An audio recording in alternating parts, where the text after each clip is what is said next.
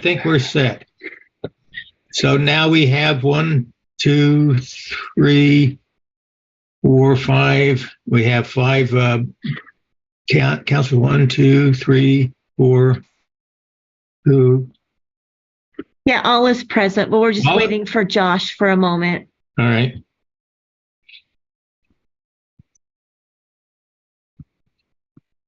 So Josh had an internet failure and he's getting that sorted out.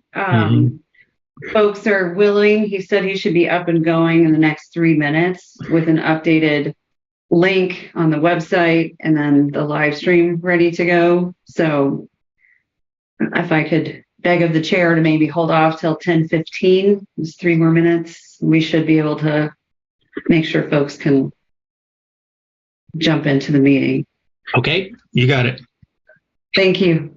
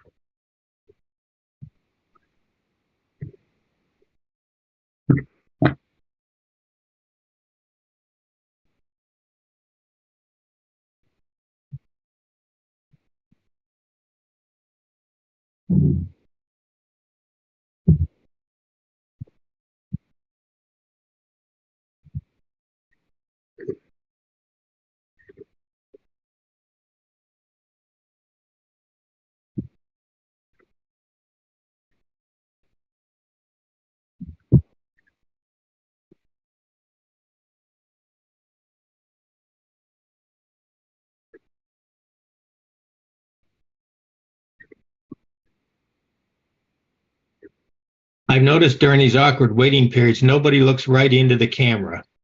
So I think that's pretty interesting. Just human psychology. Means nothing, but.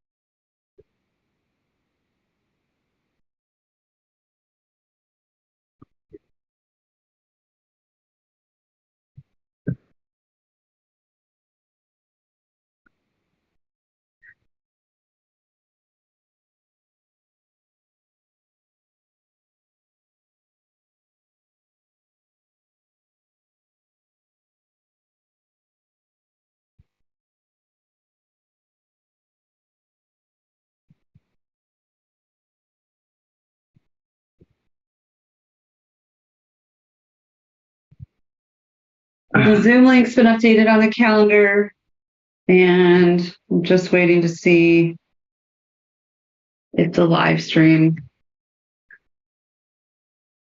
Josh had an internet failure, so it's been a cluster of problems today. Thank you for all handling it so graciously.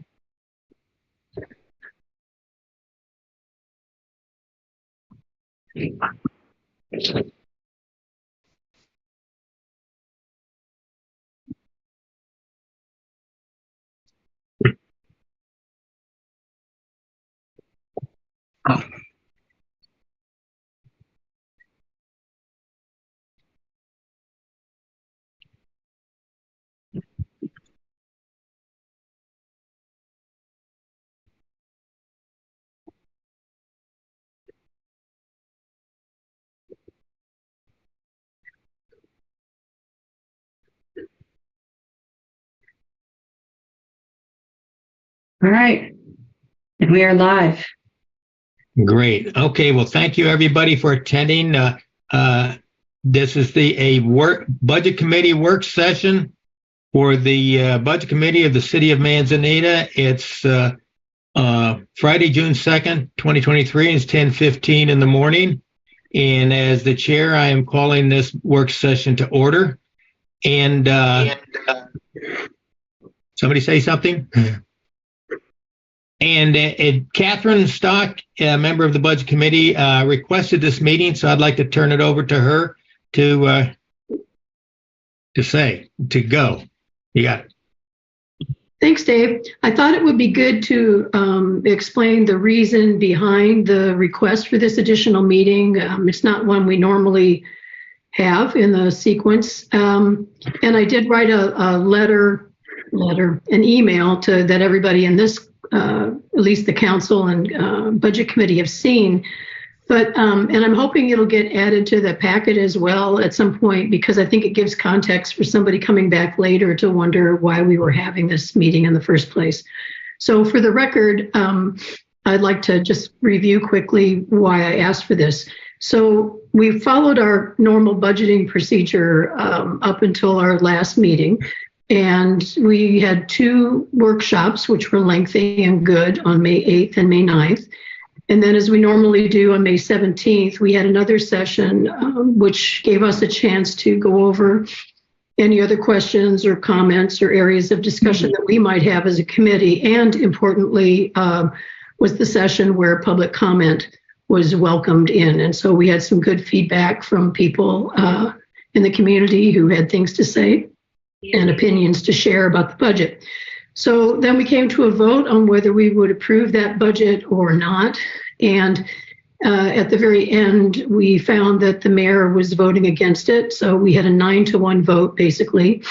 Now, the mayor and anybody on this committee is perfectly entitled to vote no. That's not the question at all.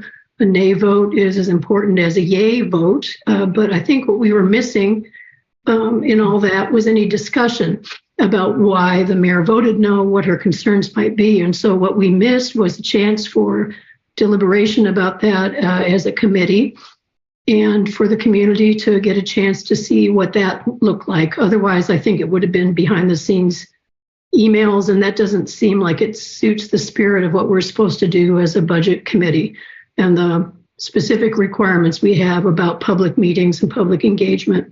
So that's why I asked for this meeting. It's not a meeting where we're going to vote on anything. It's a workshop. In that format, it's also not a time for public commentary. There'll be room for that again in June 14, which will be the final meeting where actually the city council, not the budget committee, but the city council will vote on the adoption of the budget. So after our last meeting occurred, a few of us wrote a note requesting that the mayor give us some information about why she voted no and what her concerns were, since we hadn't discussed them in the meeting, any of the meetings up to that point.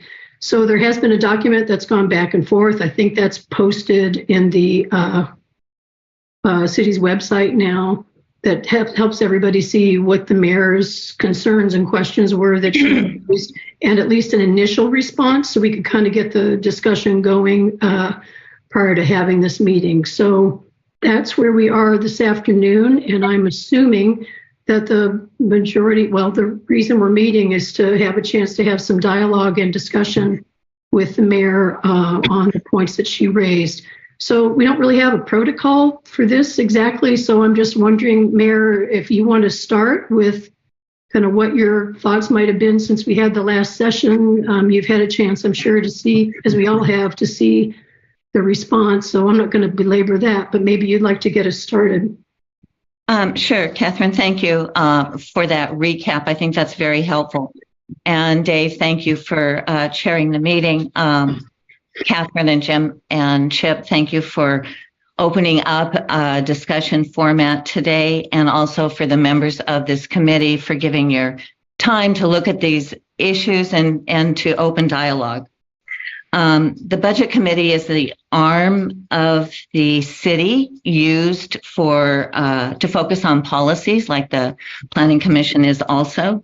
And coming from a business background, what I started looking at when I went through the budget after the 2 sessions, where the two-hour sessions where Layla walked us through the budget, which was very, very helpful. I started pulling things apart.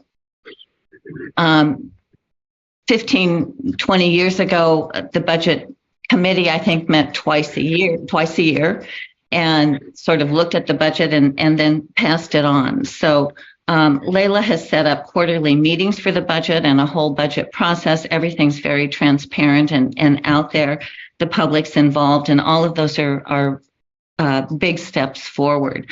But there's some issues facing the city financially.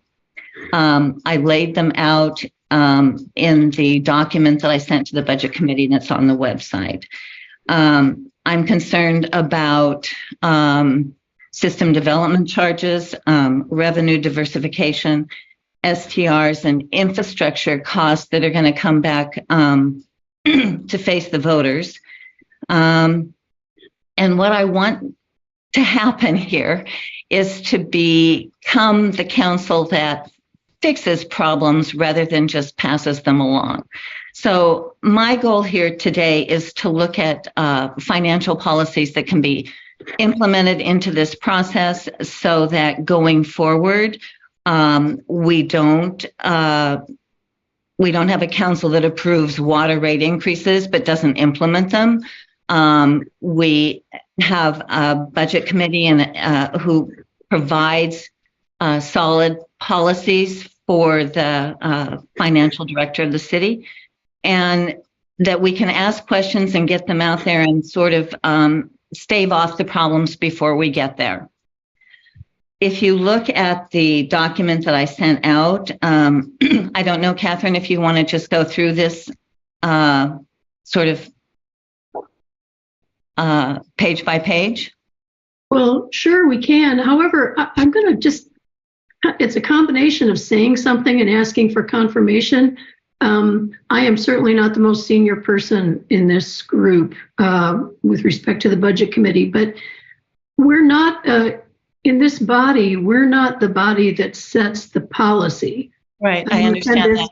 And hold on, and the budget process is not the time to set policy. It's a completely different thing. So are we confusing the timing and the meetings around the adoption of the budget for next year with the separate stream of work that would be led by council on decisions about policy, where we're lacking that, and how we're going to proceed going forward? Well, I'm certainly not senior here either. And I guess the question is, my understanding was that the budget committee is the one that presents pushes the council to look at policies to bring the budget into alignment.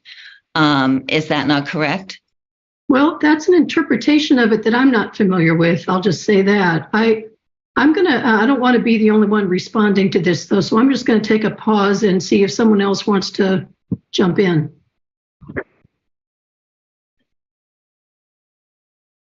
This is Chip. I too was confused about the mayor's reference to the BC focus on policies because that's not the Oregon law relating to local budgeting. And the local budgeting law is very specific.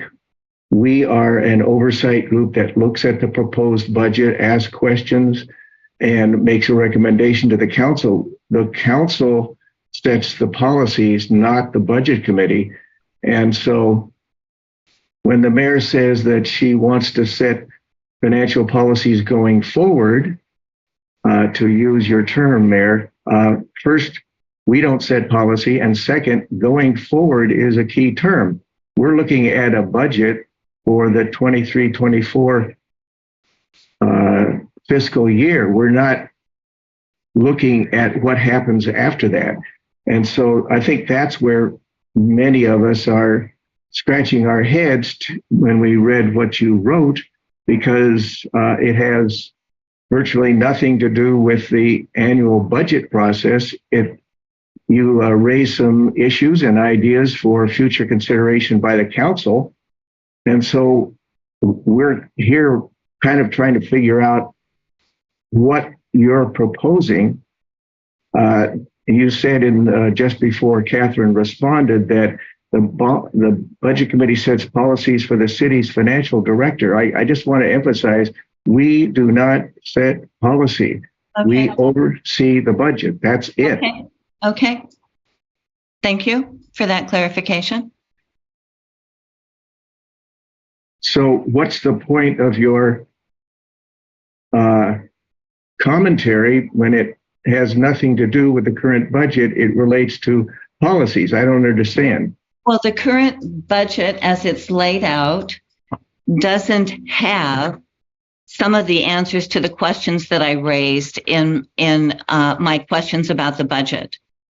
Under funds, Clearly laid out on page 63. If you had read the budget, I've gone it through is the laid out on budget page probably 63. 5 Page times. 63, the trust fund is going away and the money there is going over to tourism. That's right. So what is the 15th fund that is being managed by the city? There's only 14 listed on page 14. There's Well, I guess I have a different count than you do. There are 15 funds, which includes the trust fund. The trust fund is going away, leaving 14. That's just kind of basic math. okay. Well, that it wasn't clear because it's not listed on the funds page. So now that's why my question was there. Is it part of the trust fund? And you're saying yes, it is. So is that the extent of the questions No. you have about the current budget? No, I was asking if we could get debt obligations laid out. And isn't that a presentation issue? I think I pointed out that if you had read the last audit, all of the debt information is there, and I assume budget committee members are familiar with the audit. You've suggested that there should be more information in the budget, but the budget has nothing to do with the debt obligations which are decided by the council. What you're suggesting is there should be a broader presentation Yes. about what all of those issues are with the debt obligations. But that has nothing to do with the budget. The budget is simply a statement when it comes to debt of whether we can cover the debt service. So I don't get, again, that's not a question about the current budget. It's a question about presentation of information. That's right. And I guess what I'm asking for is clarity for people going forward and going through the budget.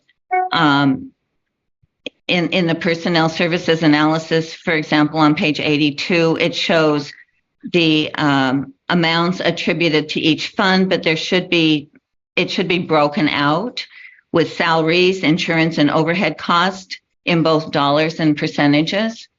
What does that have to do with debt obligation? I don't It understand. doesn't. I'm going through my list here. You wanted to know what my questions were.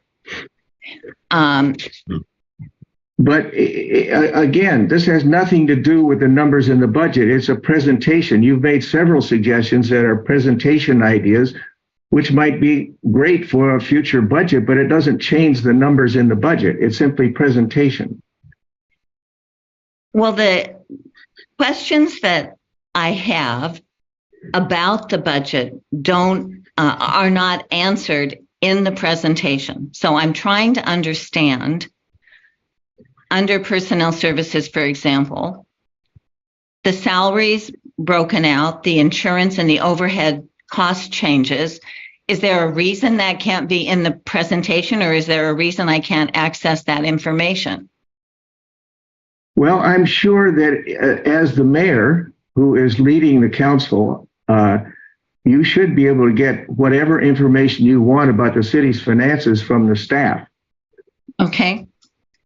I mean, but it doesn't change the numbers in the budget to have different columns or presentation. I understand it doesn't change the numbers in the budget. They were things that I didn't understand going forward.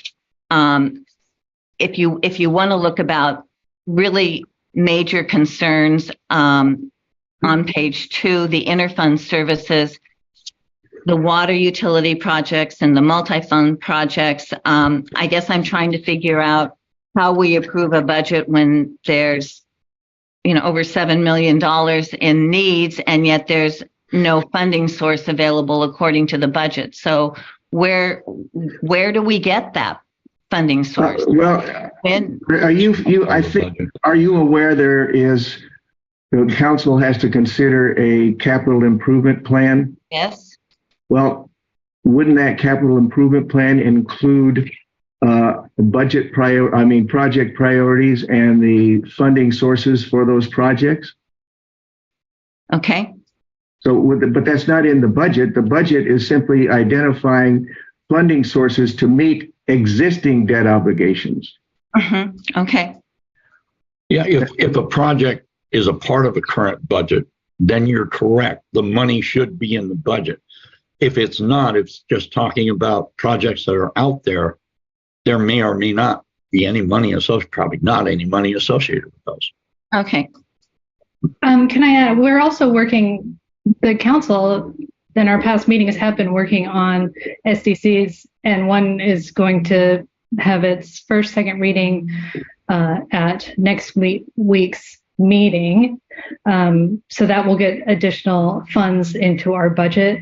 And same with water rates, as we've discussed at the last council meeting, we have additional projects that will be funded by those water rate increases moving forward. But again, none of these projects are scheduled. Well, the projects that we have scheduled are in this budget. The $7 million that you are saying are not projects for this year. They're in the capital improvement plan. So again, do not relate to this year's budget.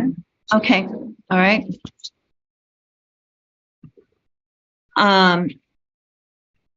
When it comes to grants, which is on the last page and one of the pieces, there's nothing in the budget about grants. I'm just wanted to confirm that that's not going to be an approach going forward, or I'd like to recommend that the budget committee push the council to look at bringing together an ad hoc committee that would address grants so that we can start bringing in money for infrastructure to pay for some of these projects. Speaking as a member of the commission, I don't see the need to push the council to do that. This has been brought up.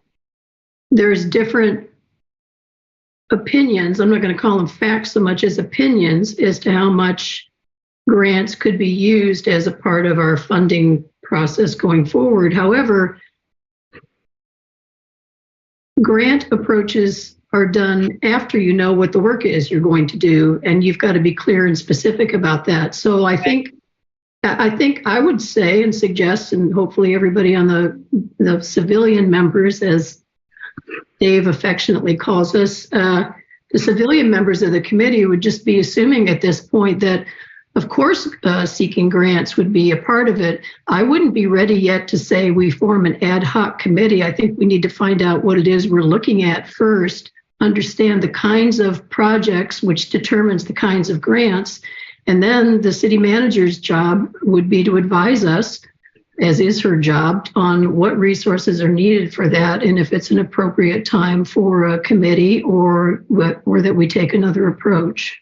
So no, I would never rule out grants, but I don't think the idea of forming a committee is the questions.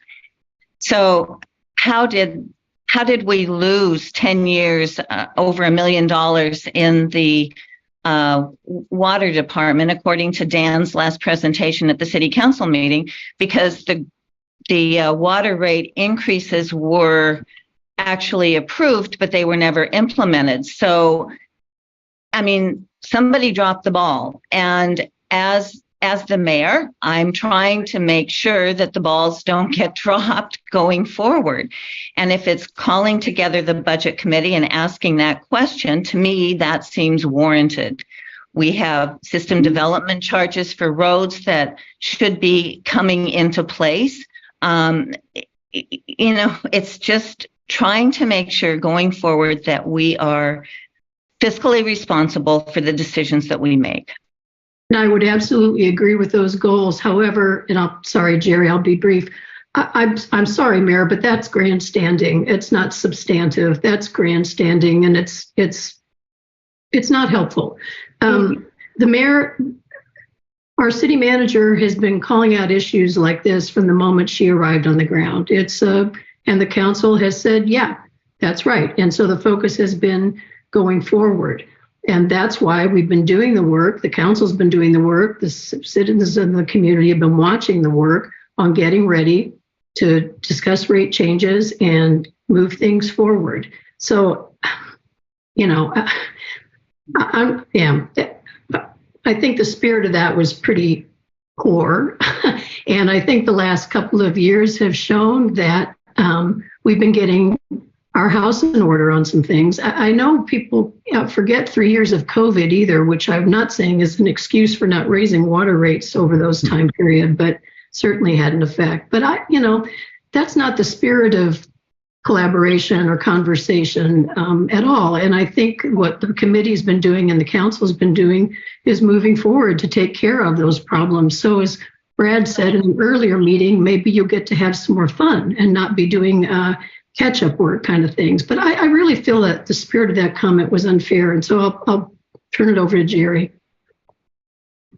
Well, I was actually going to say something similar. I wasn't going to call out the mayor for an unfair tone, but I was going to point out that she's fortunate to have come to office during a period of time when clearly the city manager has pushed forward on a lot of the issues that she's talking about, and they are in place to bring about the kinds of results that she's asking for. So, and I want to go back specifically to one of the relatively minor changes that Leila has made, but that I think is going to ultimately benefit all of us here, is the quarterly budget meetings, which was an attempt to tap the expertise and experience and perspectives of the budget committee members, specifically the appointed members, in an ongoing basis. While Chip is correct that the budget committee doesn't set policy, the budget committee certainly does have an accumulated institutional knowledge and expertise to help the council craft policy. And so the idea of meeting quarterly was very much to lean into the budget committee membership and be informed by that membership as the council sets fiscal policy for the city on an ongoing basis. So, I think the mayor's raising a lot of legitimate concerns and issues. She's not the first one to the party here. A lot of the work that she is suggesting needs to be done is in place and is underway. And I think we should all hold ourselves accountable and make sure that we get the work done across the board. And so, I don't think we needed a work session to figure out if there's 14 funds or 15 funds. And so I hope we don't have too much more conversation like that today. But if there are substantive matters that need to be addressed specific to the current 23-24 pending proposed budget, absolutely, we should get into it.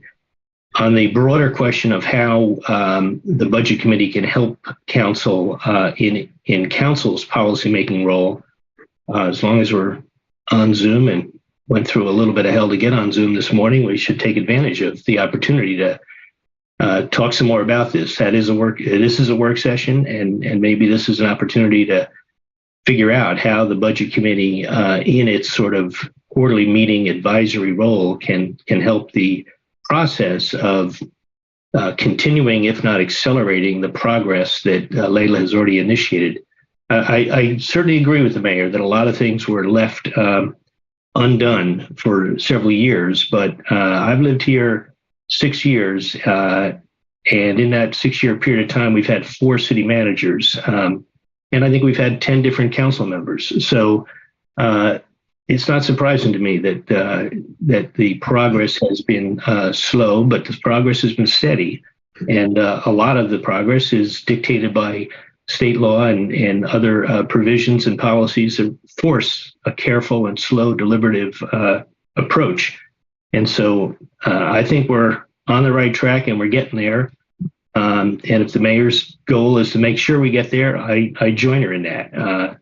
But at this point, I think we've got a good budget for 23-24 that we need to pass in the next couple of weeks. And if there are broader questions about how the budget committee can help us in an ongoing policymaking process, I'm open to hear about it. As the person who's been on the budget committee the longest, and I do remember probably 10 years ago, the budget committee recommended to the city council that they raise the water rates.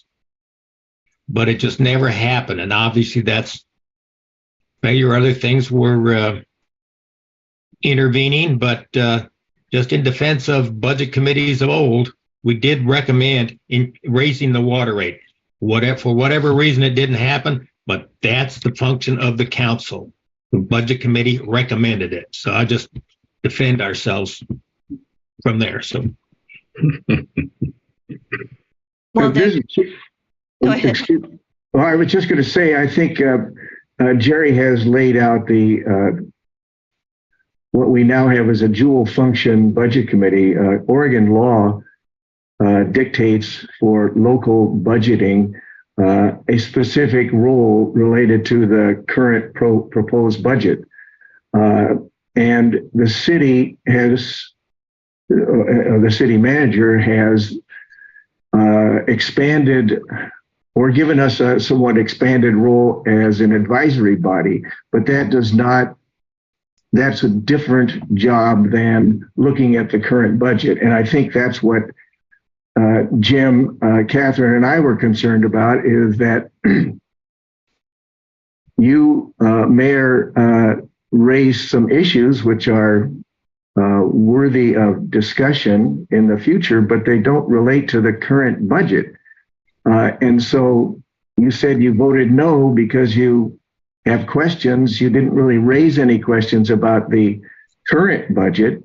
So that's what we're trying to understand. Why would you vote no on the current budget based on other things, policies that will have to be developed in the future? Okay. I guess facing the investment for a new city hall project coming down the road, facing us at this next meeting, how that plays into infrastructure needs. Those are concerns and questions that I'm getting from citizens. How are we going to pay for it? What's going to happen to the city if we go into that kind of debt? What's going to happen to other projects that aren't funded? Is Classic Street really going to be put off until 2028? Those are the kinds of things that people are talking about. So looking at this budget with a lot of these holes, unanswered questions there, I voted my conscience and saying, something's off here because we still have major needs. We have, we don't have a diversified income. Layla put in the budget 3 action items for the council going forward. And one of the first one on page 1 is the council must take concrete stages to diversify the income. Now, if this platform, if this forum here is not the place to have discussions about the budget and about policies and decisions that face the city, then, I certainly offer up my apologies. But it seems like these questions are out there, and how do people get answers to them other than looking at the budget and saying, okay, we approve it. It balances, it meets the state requirements. We followed our schedule, so pass it. That's my concern, Chip. That's it. And I guess from my perspective, looking at it, I could not understand how rejecting this current budget gets us any further down the road in any of the issues that you were talking about. Are they legitimate issues to talk about? Yes. Rejecting the budget throws the city into disarray for no good reason, and that was my reasoning. The nay vote, Jim, I appreciated Dave at the end of the last budget meeting where he made note that this is a democracy. Certainly it's great if everybody gets along and we all want the same things, but we represent all people, and all people in our city don't support this budget. So I guess voting no was, to me, I think there's financial issues that need to be addressed. And how do we make that happen? How do we pull together and make that happen for the good of the city going forward, so we don't have these projects that are put off until 2028. So we don't have water reservoirs. I mean, you know, maybe Catherine, you think this is grandstanding. I'm really not. I'm frustrated. I'm trying to understand the operations of the city that pass a budget while these other issues are still out there and glaring and facing people, where the citizens are going to have to pay $4.4 million for Class 6 street repairs, when it should have been covered by the developers, according to Jim Feldman at ODOT years ago, if there was oversight by the council. So I don't want to be in the rut that just keeps happening in the road, Jim. I want to yes, ask questions. That's why we have a budget committee. I want to, yes, ask for oversight. That's part of the budget committee's procedures. And if I'm slow on the take here, and I should have done it back in May 7th, then apologies for that. But these things need to be asked and they need to be discussed. And that is the reason that I voted no. So I would say, sorry, that is more like a citizen calling in with concerns. You're the mayor. You're a member of the council.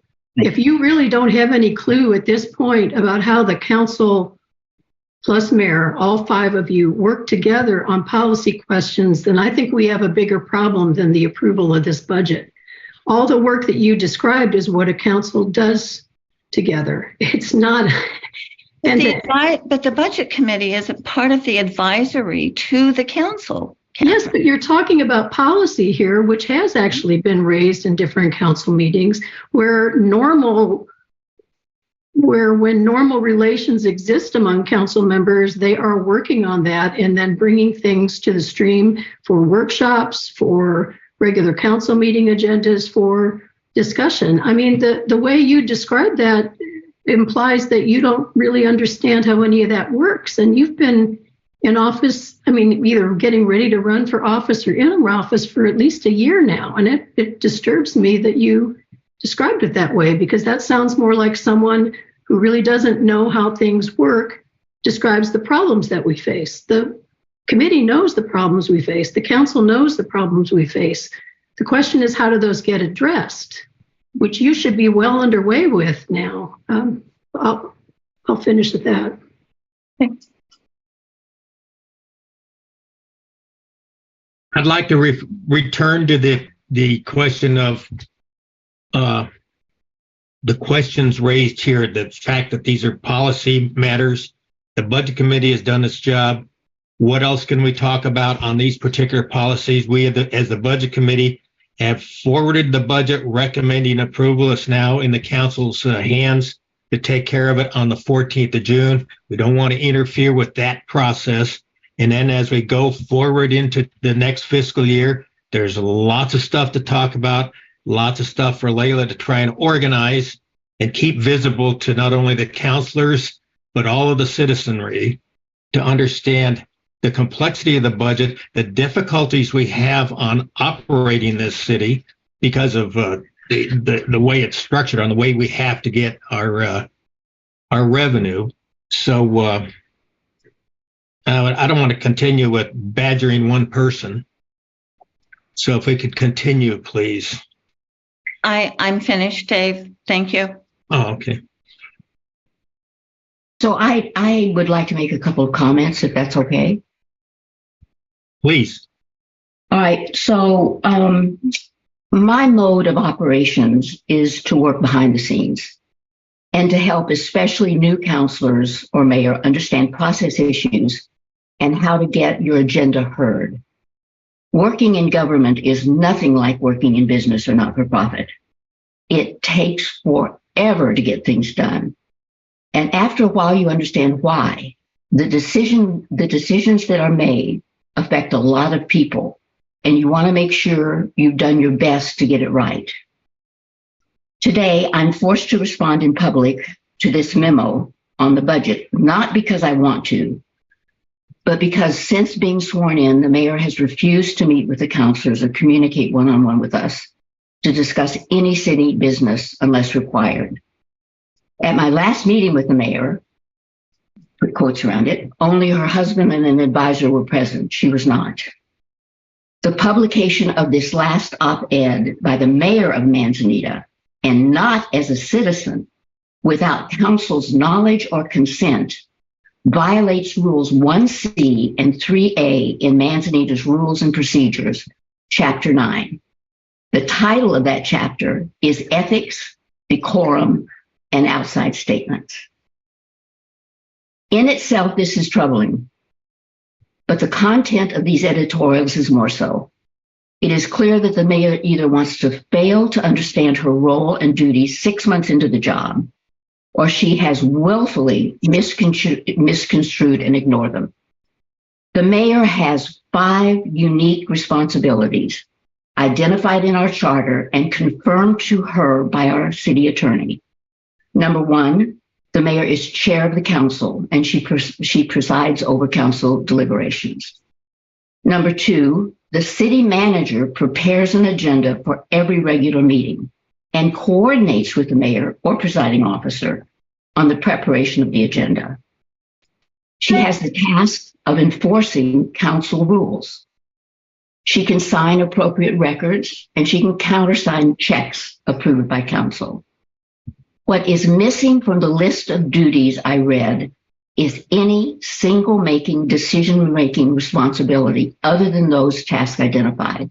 That's right. I understand that. Decisions fall to the full council. That's right. Bottom line is that the demands in the mayor's budget memo are not in the mayor's purview. They are within the council's responsibility, of which our mayor is an important part. These memos are more an ultimatum, not a request or suggestion for further discussion. Publishing without any opportunity for input from the decision-making body fundamentally disregards the council, making our relationship even more adversarial. Nothing in the mayor's memo affects this budget document. I think we decided that today. But it does have some suggestions for further discussion with the whole council, who is the policy-making body. I've offered repeatedly to work with the mayor to help her bring her ideas to council, but so far those attempts have been rejected. We all want a budget and fiscal strategy that supports Manzanita's health. We all want that. But we have an awful lot on our plate. As much as we would like, we cannot do it all at once. We need to prioritize. And the budget message helps chart next year's strategies and funding options. The budget identifies priorities for next year. Number 1, reviewing, revising, and implementing fiscal financial policies. Number 2, reviewing the capital improvement plan project priorities and finding funding sources. And lastly, focusing on revenue diversification. If the mayor wants to implement any policy while she's in office, she needs to work, the people she needs to work with isn't Warrenton or Wolpart or Tornado. They are her colleagues here on council in Manzanita. And I would love to see that happen. I would love to see that happen as well. So how do we move forward, Mayor? We probably need to sit down in a session and hash through how we got here and how we plan to go forward. I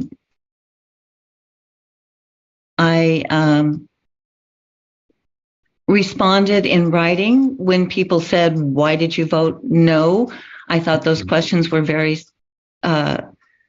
apropos, and I tried to answer them as specifically as I could.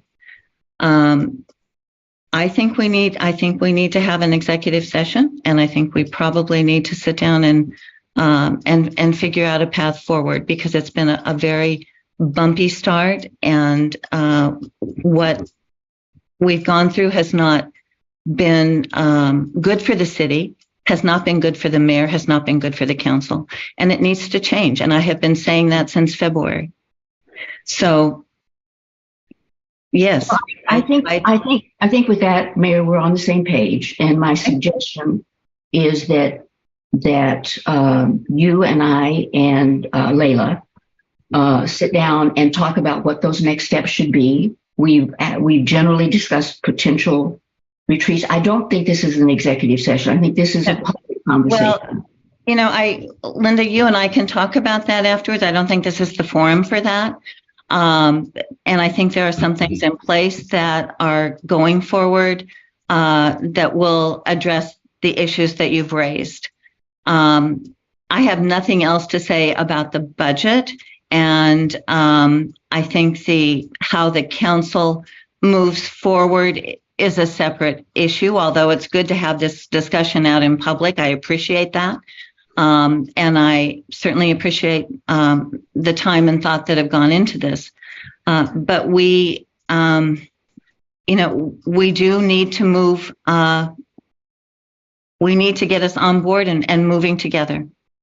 Well, I agree with that. And I don't see an executive session coming up that has to do with this issue. You and I need to probably talk about that. Okay. Well, I appreciate the time that the Budget Committee I do too. has allowed me to speak, and the mayor. And I think this has been a healthy discussion. And I think right now we're a dysfunctional council and mayor, and we need to move forward. And I think we can do that. So hopefully this is step one of a healing process. Good. With that, thank you, everybody. Does anybody else have anything to add to the good of the order for this particular work session? Having heard none, I'd like to speak to the citizenry of Manzanita. We have a talented council, talented budget committee, people interested in the betterment of Manzanita, and we're all working for the best Manzanita we can. But democracy is messy, but we will make it work. So with that, I declare the meeting adjourned. Thank you, everybody. Have a good day. Get out in the sunshine. Thank you, Dave. Bye. Thanks, Dave. Thank you, Dave.